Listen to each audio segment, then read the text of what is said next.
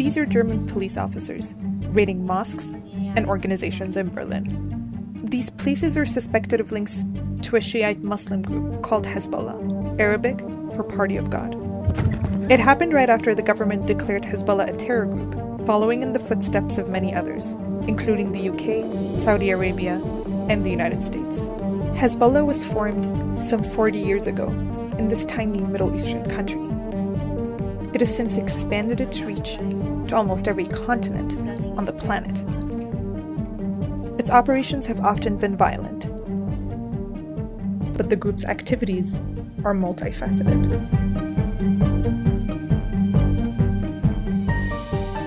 It's quite striking, quite interesting how difficult it seems to be for political analysts, political scientists, the think tankers in the world to really understand what Hezbollah is. So what exactly is Hezbollah? And why has its reach now spread so far from where it began? Let us unpack that for you.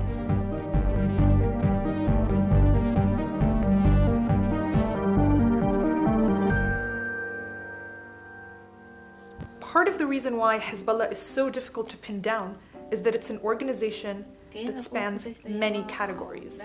So Hezbollah is a political party.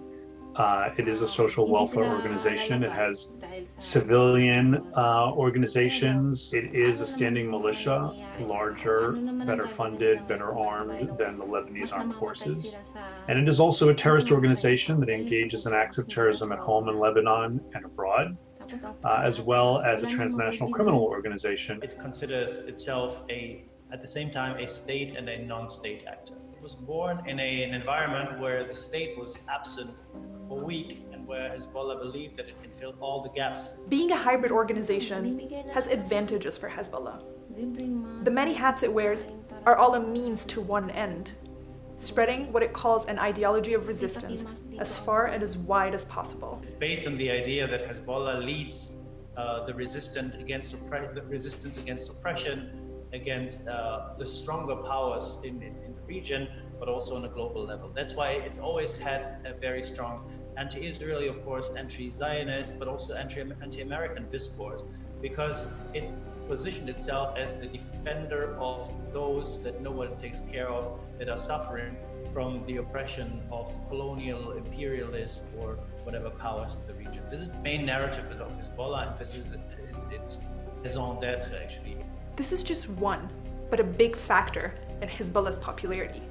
Its followers see the group as standing up for the disempowered.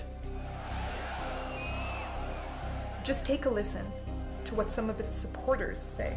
الوقفة التضامنية اللي نحن بنوقفها مع الشعب المظلوم، الشعب يلي عم تتآمر عليه كل أمريكا والسعودية. السيد من يومه، من يوم ما الله خلقه، هو سيد الحكمة وسيد المقاومة وسيد الناصر وسيد السلم الأهلي. Under its leader Hassan Nasrallah, Hezbollah has gained enduring popularity, reflected in its election results. It has won seats in every parliament since 1992 and has participated in governments since 2005. There are entire parts of the country believed to be dominated by the group. And while it also has many detractors in Lebanon, here's a glimpse of the number of people Hezbollah can mobilize for its rallies.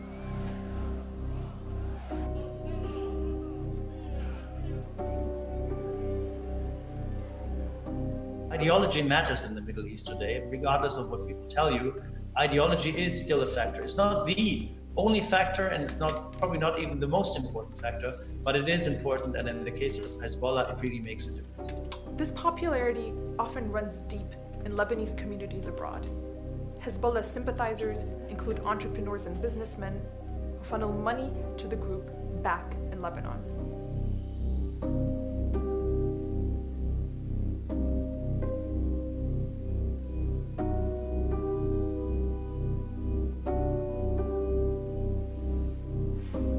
Due to the political instability in the country, but also historically, for a long time, Lebanese have migrated across the world. And we find a lot of very successful Shia Lebanese business people in Australia, in West Africa, in South America, in Europe, and even in the United States. And of course, there are certain loyalties.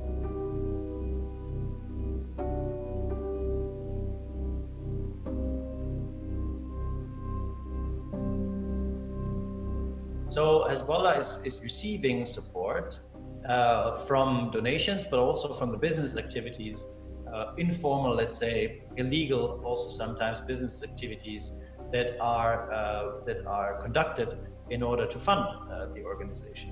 Yet the diaspora is only one part of the group's global reach. And that brings us to another key thing to know about Hezbollah: its intimate relationship with Iran. Don't take our word for it. This is what Hezbollah's leader had to say about it. نحن وعلى المكشوف ويمكن هيك شيء بالعالم كله ما فيه انه واحد يطلع علنا وشفاف وصادق وبيقول للعالم كله نحن يا خيي على راس السطح موازنة حزب الله ومعاشاته ومصاريفه وأكله وشربه وسلاحه وصواريخه من الجمهورية الإسلامية في إيران. And this is how Hezbollah supporters received Iran's then president, Mahmoud Ahmadinejad, in a visit to Lebanon. Hezbollah and Iran have a very intimate relationship. It is ideological. Without Iran, there would certainly be no Hezbollah. In 1979, there was a turning point in Iran that set the stage for this alliance. A revolution in the country saw Iran's monarchy overthrown and an Islamic republic established instead. Soon afterwards, Hezbollah emerged in Lebanon as one of the many factions fighting in the country's long-running civil war. It was formed as a militia belonging to the Shiite sect of Islam. Iran itself, a Shiite majority country, was there at the very beginning and became a natural ally and supporter to Hezbollah. When Hezbollah was first being formed in Lebanon out of a motley crew of various Shia militant organizations, Iran, right after the revolution, sent some 1,500 officers to the Bekaa Valley to train these fighters and coalesce them into what became known as Hezbollah, the Party of God. That training included, importantly, not only kind of military training, also ideological training. Not only religious, but specifically ideological, a commitment to the idea of exporting the Iranian Revolution, which was never intended to stop at the borders of Iran. And right from the beginning, Hezbollah and Iran started acting together in the international arena. Hezbollah carried out multiple attacks in places like Argentina, the UK, and even Lebanon itself.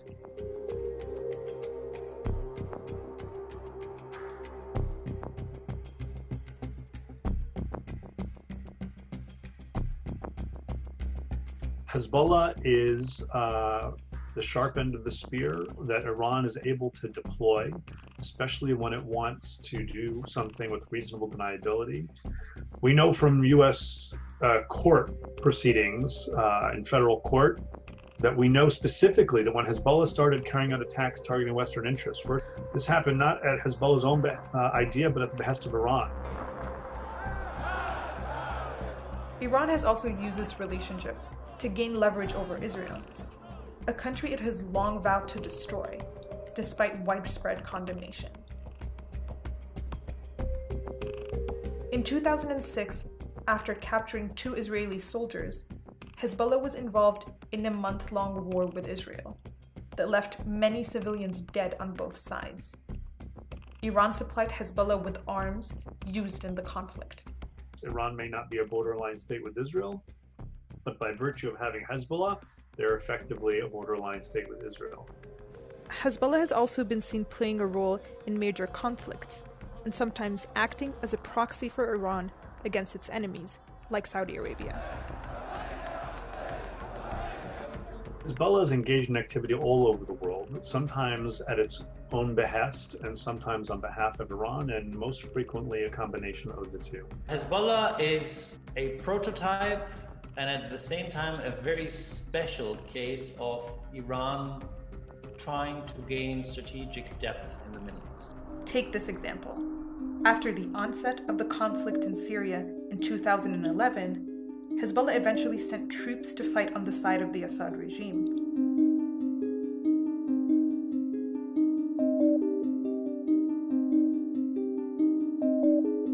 Hezbollah's activity in Iraq and in Yemen, its support to militants in Bahrain. This has much more to do with Hezbollah's role in Iran's shadow war with its adversaries, whether it's with the West or other Sunni countries in the region.